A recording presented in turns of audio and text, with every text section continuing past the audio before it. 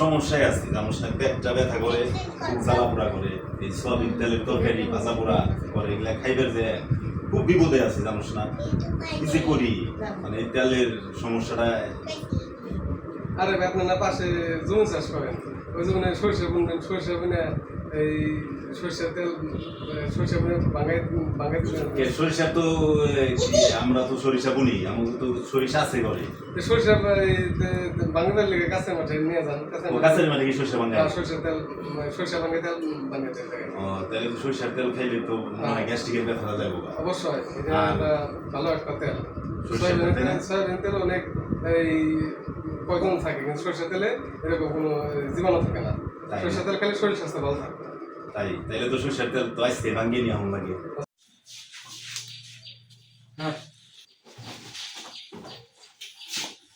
আচ্ছা, সরিষা ভাঙিয়ে না এই সরিষার তেলের তরকারি রান্না করা হবে। চলো যাই।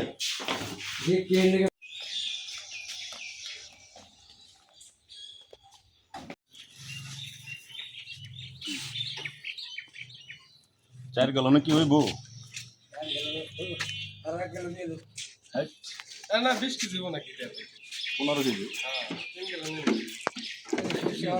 সরষে অনেক এক মনের বেশি। চলো। সরষে তো অনেক ওজন। হ্যাঁ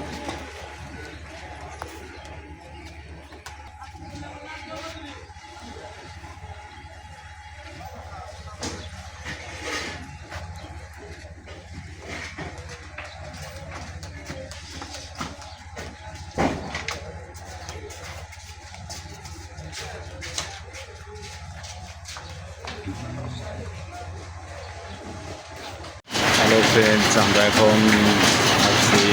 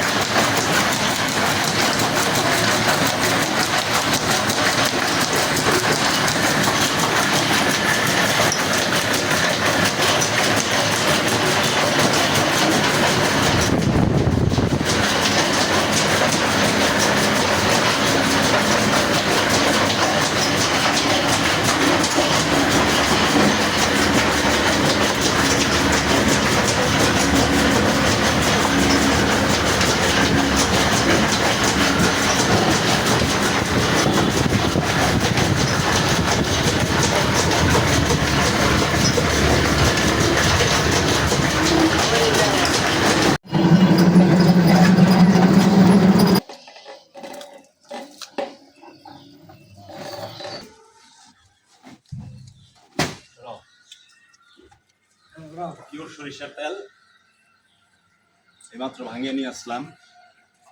এত সরিষার তেল, এখন থেকে আমরা সরিষার তেলের